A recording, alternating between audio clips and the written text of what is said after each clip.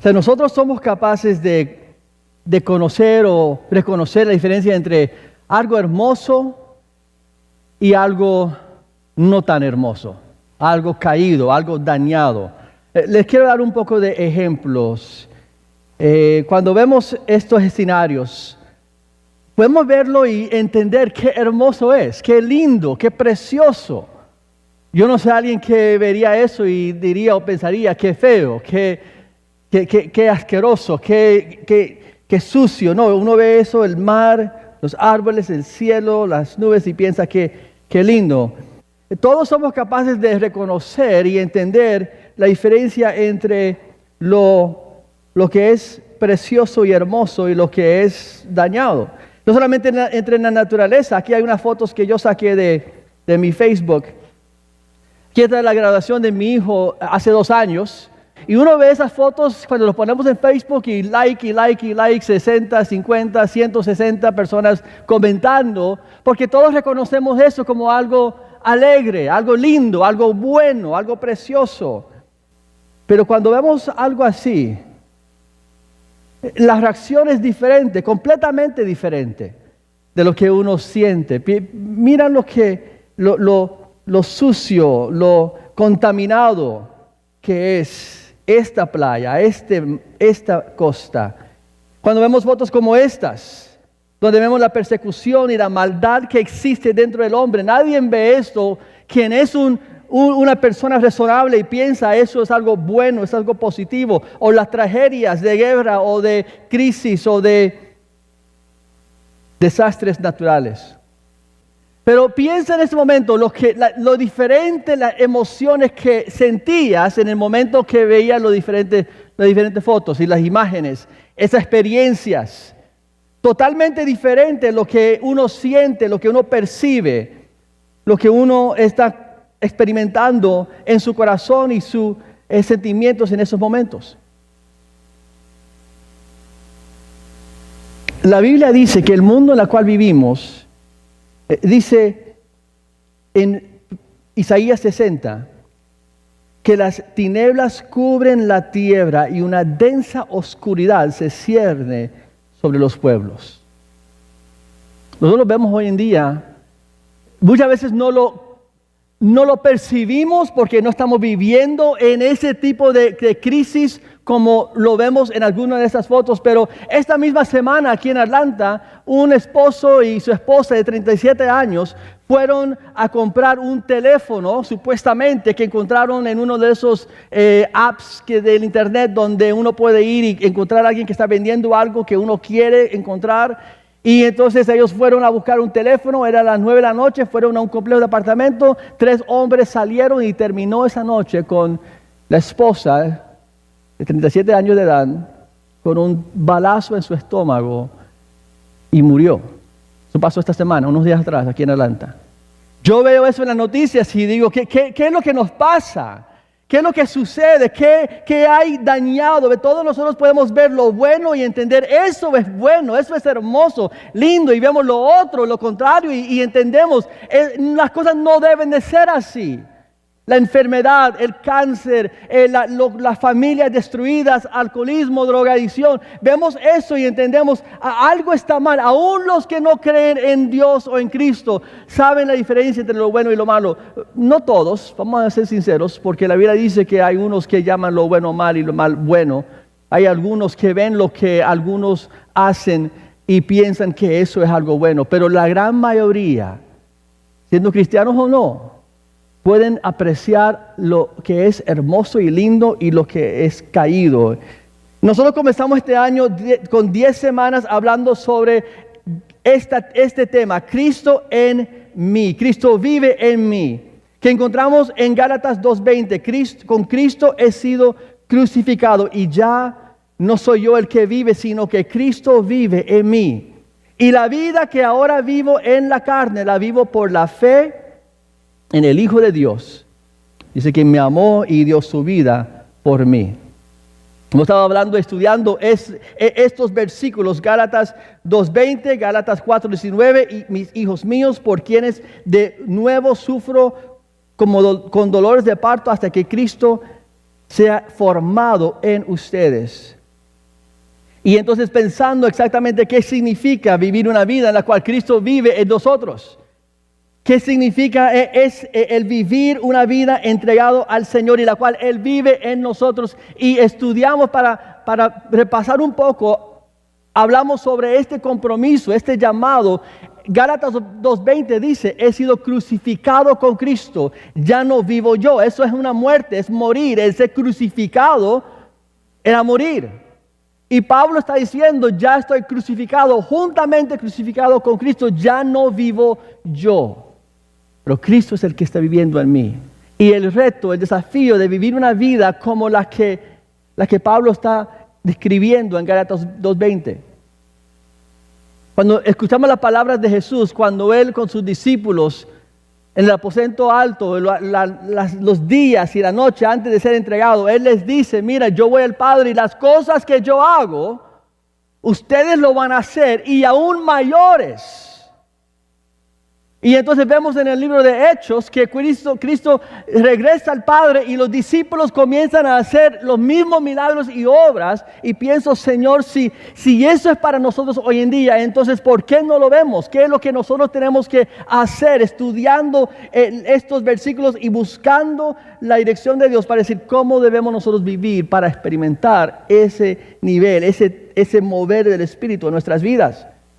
Y hablamos de que ese compromiso, el llamado a la cual hemos recibido de Dios, de Cristo, no es solamente para algunos, no es para los pastores solamente, los misioneros solamente, los directores de alabanza solamente, los maestros de los niños solamente, es para todos. Y no podemos decir o enseñar o tener una cultura en la cual es aceptable para algunos dar todo su amor y pasión al Señor y otros, bueno, ellos simplemente no han sido llamados a ese nivel de compromiso. Este llamado es para todos. Entonces quiero hablar hoy un poco sobre lo que es el llamado que hemos recibido y entonces en 2 semanas continuar este tema. Pero primero, ¿qué es este llamado a la cual hemos nosotros recibido?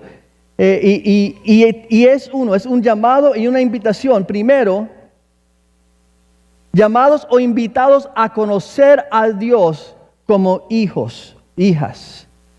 Llamados a conocer a Dios como hijos y hijas de Dios.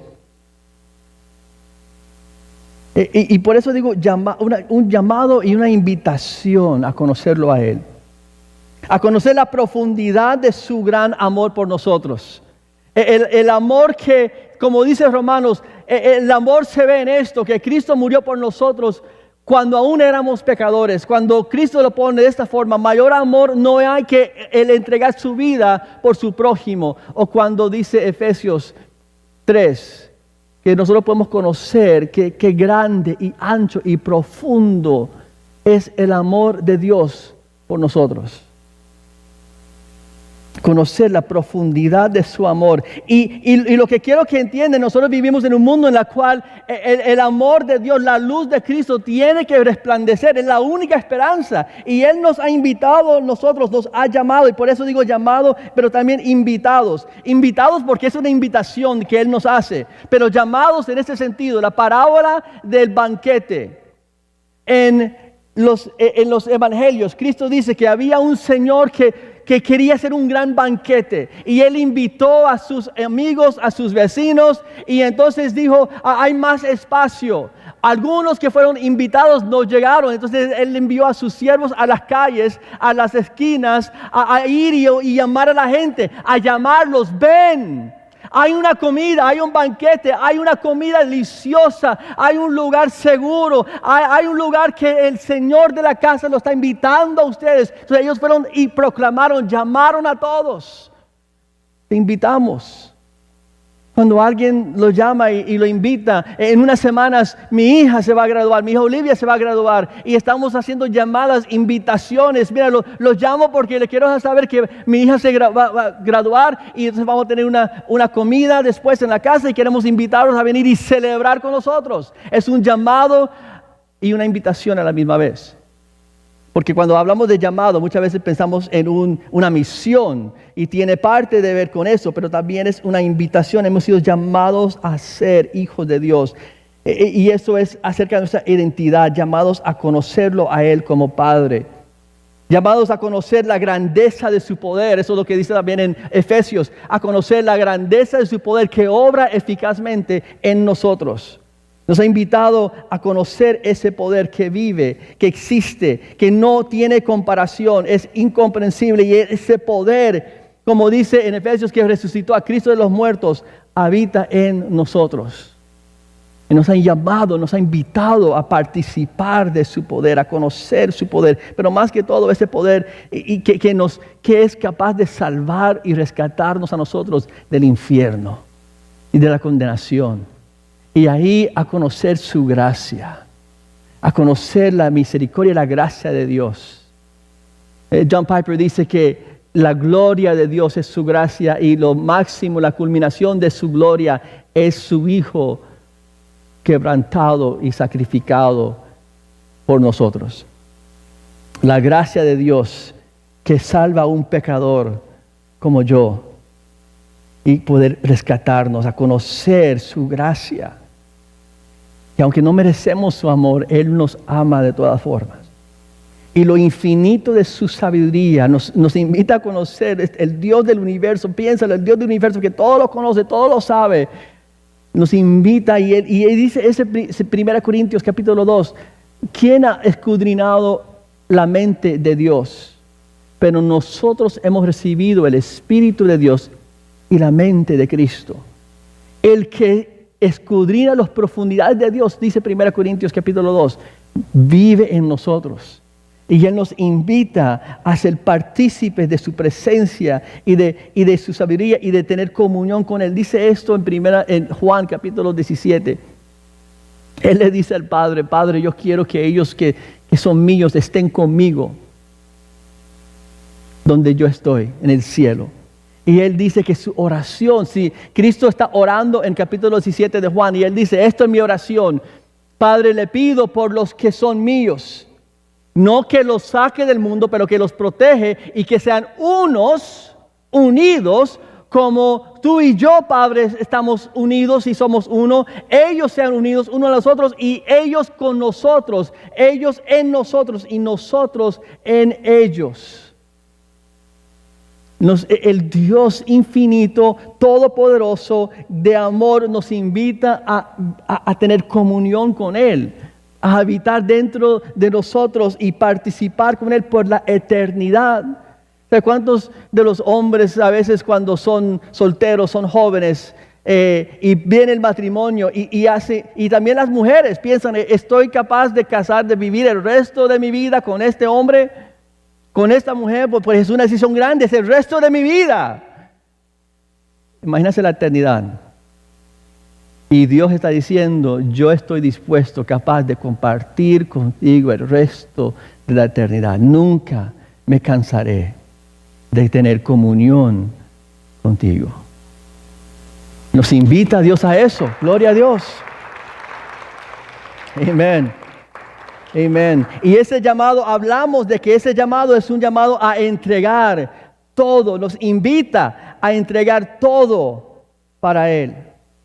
De invertir todo lo que tenemos, arrepentimiento, eso es lo que Cristo comenzó a predicar y a anunciar, arrepiéntense, porque el reino de Dios está cerca. El llamado y la invitación es uno de pacto, es uno de matrimonio. Y cuando uno entra en una relación matrimonial, hay pactos y votos que uno hace y uno entra en lo que es ese pacto y esa relación y comunión como nunca lo habían experimentado anteriormente. Pero en entrar en esa relación, ¿qué es lo que uno está diciendo? Yo niego a todas las demás mujeres para ser fiel a mi esposa, a ti. Es la invitación. Ella me invita a poder vivir una vida de matrimonio y de pacto con ella, pero en hacer eso yo tengo que rechazar a todas las demás mujeres. Y entonces cuando entramos a Cristo es lo mismo. Él nos invita, el llamado es de entregar todo por Él. Y y para poder ser hijos de luz, a entregar todo. Él se acuerda del joven rico que vino a Cristo y le dijo, ¿qué tengo que hacer para ser salvo, para heredar la vida eterna? Y Cristo le dice, conoce los mandamientos, y él, sí, eso todos los he obedecido toda mi vida. Y entonces dice, bueno, te falta una sola cosa, vaya y vende todo lo que tienes a los pobres y sígueme. Y se fue triste el joven.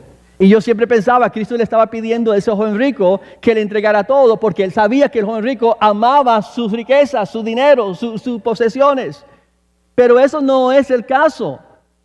Porque luego los discípulos, Pedro hablando por los discípulos, como hacía muchas veces, le dice, Señor, ¿qué de nosotros que hemos entregado todo para seguirte? Y Cristo le dice, te aseguro que ninguno de ustedes que han entregado todo, que han dejado familia, hogar, negocios, terrenos para seguirme, no recibirá vida eterna, más 100 veces más lo que han invertido en el cielo. Entonces me di cuenta, no era solamente el joven rico, él le pidió lo mismo de los discípulos, tenían que entregar todo. Él le dijo a ellos, niégase, tome su cruz y sígueme, lo mismo. Y lo mismo que pide de nosotros y lo mismo que Él dio todo, Él entregó todo por nosotros. Y aquí es donde a veces viene el conflicto. Viene conflicto en nosotros, no sé por qué, por alguna razón ilógica, entendiendo lo que vimos del mundo, entendiendo que hay partes del mundo que entendemos que es pecado, que hay maldad. Y mira, no piensa que ese tipo de maldad no existe en todos nosotros. Unas semanas atrás yo vi un video de unos cristianos en India que estaban siendo golpeados, pegados con tablas, le estaban pateando en las caras y algunos murieron. Y no vi mucho porque cuando uno está viendo eso, yo no puedo verlo todo. Le digo, aún los cristianos que han muerto a las manos de ISIS, yo pongo la foto, pero yo le digo, yo nunca he ido ni a ver uno de esos videos porque me enferma. Yo no puedo ver eso. Y cuando yo estaba viendo ese video diciendo, Señor, ¿qué le pasa con la gente? ¿Cómo la maldad ha entrado? Y en un momento yo volví atrás a como los 15 años de edad, cuando yo estaba en la calle en Miami. Y me acuerdo una vez que yo y 3 amigos, éramos 4, nos tiramos encima de un muchacho. Y me acuerdo que uno de mis amigos, que era grande y tenía piernas bien grandes, le dio una patada al muchacho, muy parecida a lo que yo vi en ese video. Y yo vi el diente de ese muchacho salir volando por el aire.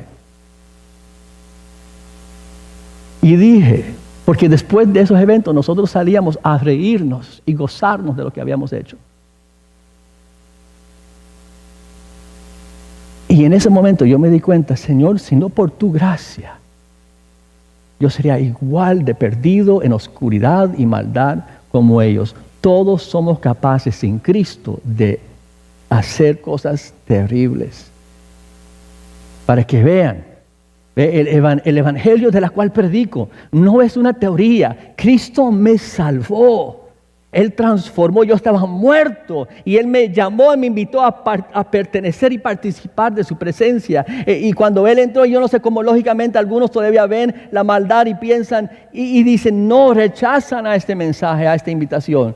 Yo pienso en la Segunda Guerra Mundial y los judíos en Alemania, en Europa, que tal vez tenían oportunidades de salir si supieran lo que venía.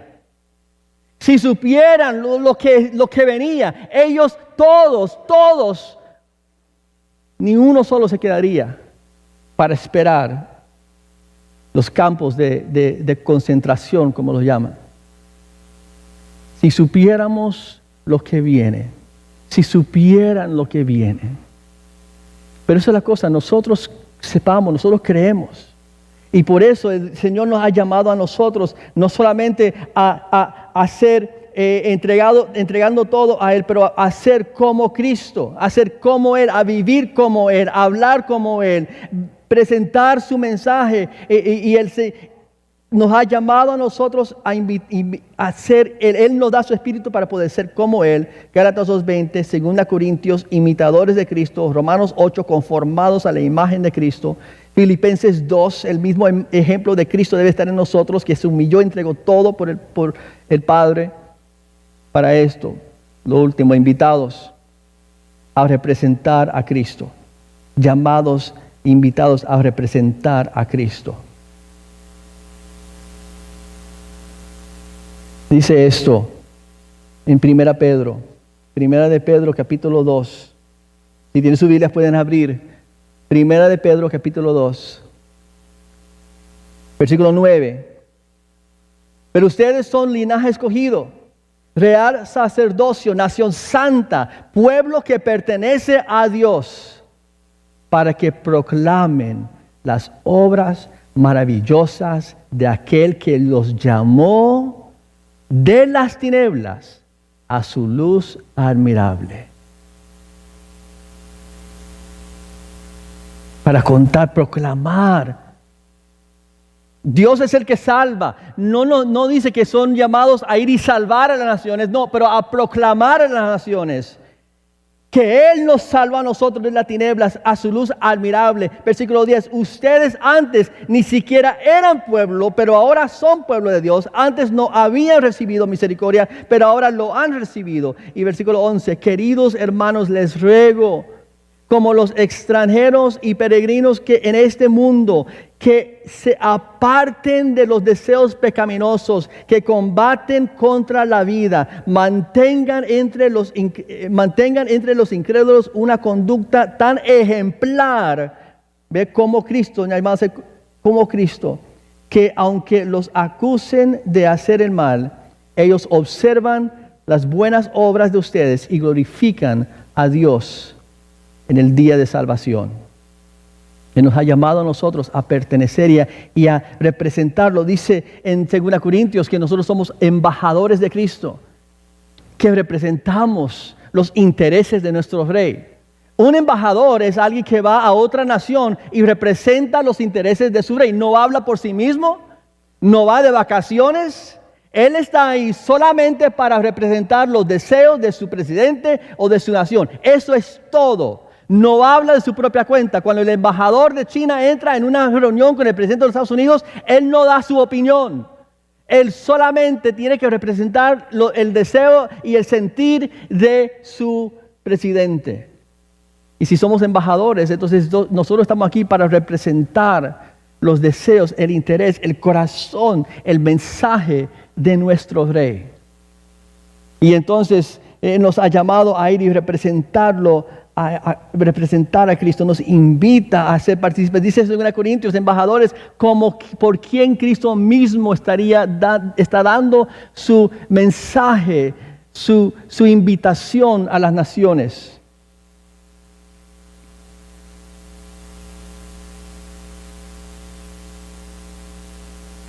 En Hechos dice Cristo, ustedes recibirán poder cuando viene sobre ustedes el Espíritu Santo y serán mis ¿qué? Testigos.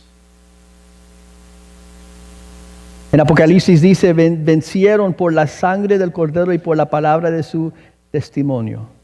Pero ¿cómo podemos hacer esto?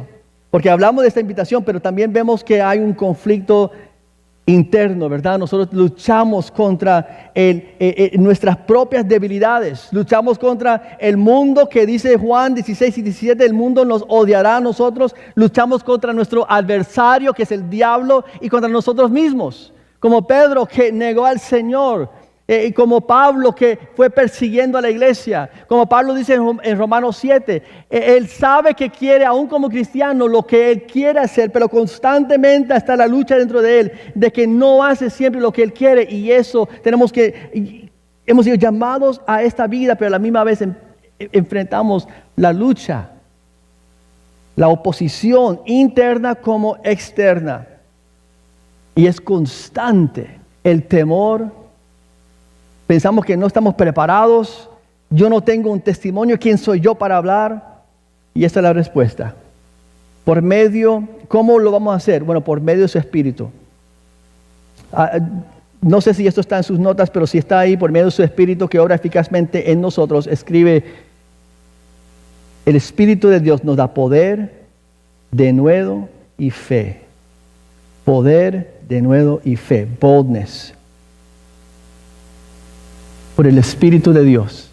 Cuando los discípulos recibieron el Espíritu Santo en Hechos capítulo 2, salieron y proclamaron. Salieron, el mismo Pedro que negó a Cristo solamente unos 51 días antes, ahora estaba predicando con denuedo. El mismo Pedro que negó a Cristo, después cuando lo arrestan y le dicen, dejen de hablar en el nombre de Cristo, y él dice, deciden ustedes qué es lo mejor, qué debo de hacer, obedecer al hombre o a Dios. Yo tengo que seguir predicando en el nombre de Cristo.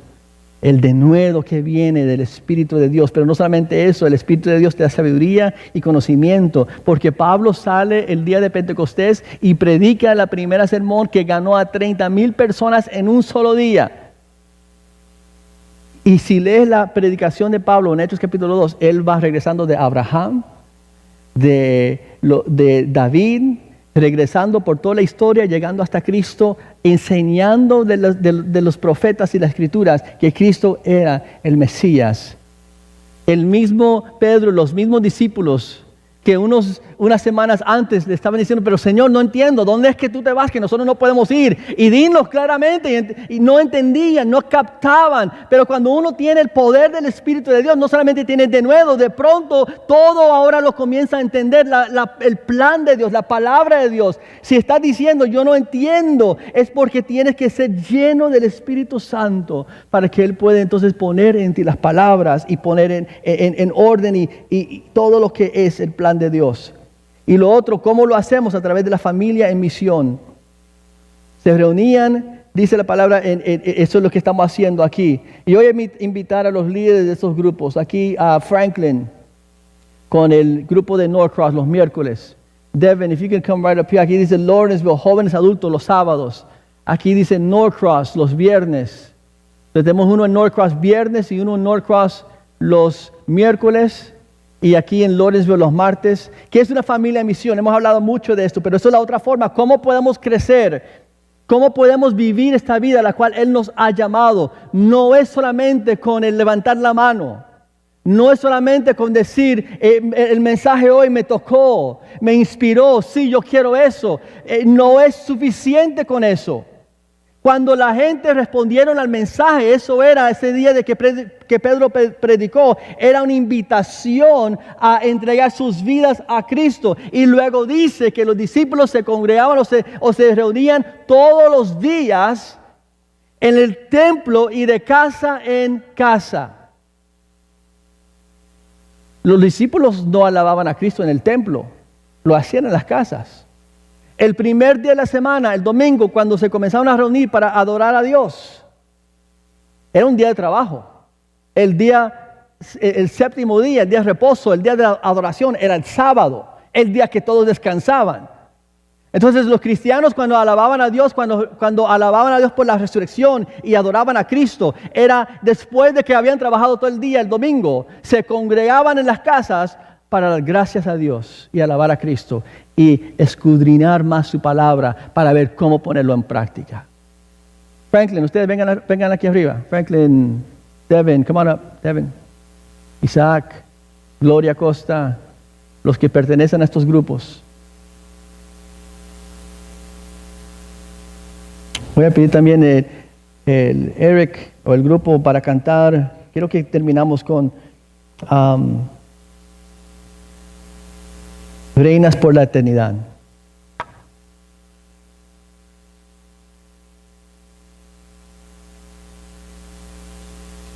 Entonces, vamos a ponernos de pie. Y el Señor nos está llamando a nosotros. Nos está llamando a nosotros, invitándonos a nosotros a pertenecer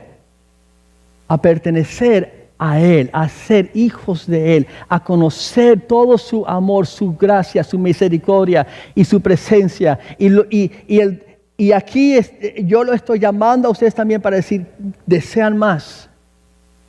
Y le estamos dejando saber, si vives en Lawrenceville, Suwannee, Sugarloaf Mills, por el Gwinnett, el hospital de Gwinnett, aquí Gloria y Moisés, ¿dónde está Moisés?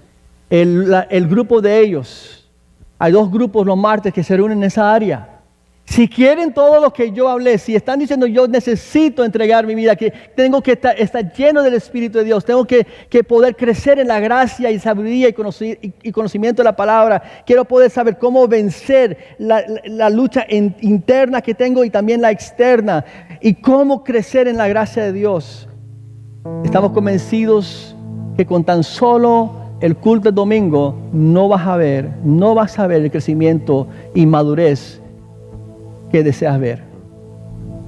Por eso le estamos diciendo, si quieren más, si quieren tomarlo seriamente, y los martes es una día de la semana y una zona por la cual donde vives, aquí Gloria y Moses son los que tienen reuniones los martes en esa área. Aquí en el teclado, Isaac y Nancy viven aquí en Northpark los viernes, tienen una familia misión donde ellos están creciendo juntos, y si vieras y escucharas lo que está sucediendo en estos grupos, tienes que ir y ver, tienes que decir, mira, Dios está haciendo algo bueno. En Atlanta vamos a comenzar unos este sábado.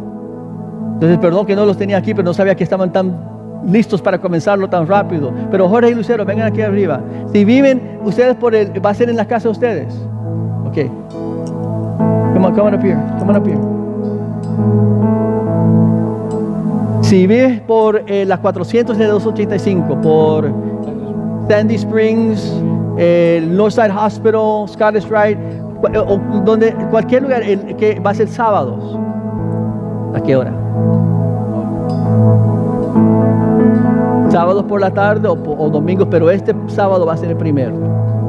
Y Devin, que está trabajando con los jóvenes adultos cada 2 sábados, cada otro sábado.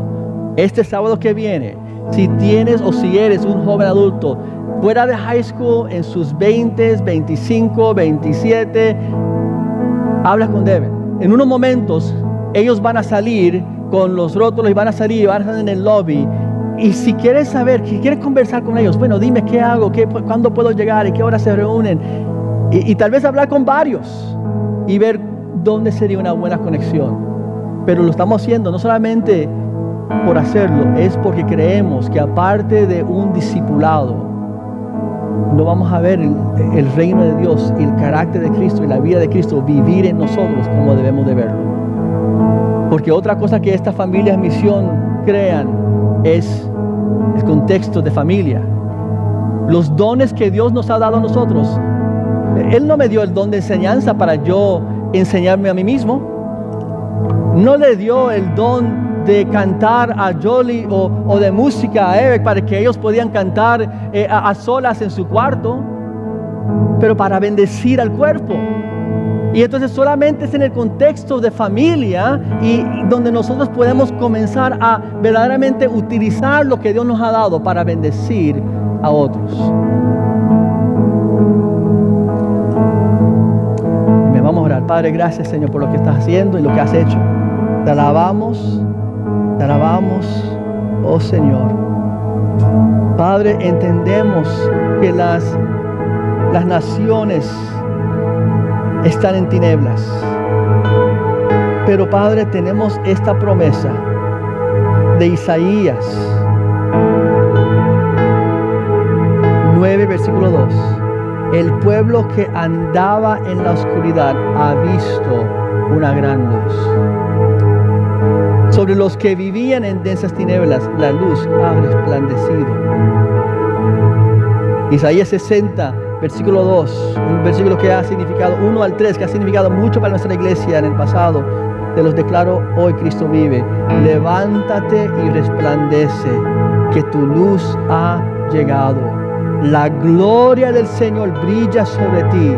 Mira, las tinieblas cubren la tierra y una densa oscuridad se cierne sobre los pueblos. Pero mira lo que sigue. Pero la aurora del Señor brillará sobre ti. Sobre ti se manifestará su gloria. Las naciones serán guiadas por tu luz y los reyes por tu amanecer esplendoroso.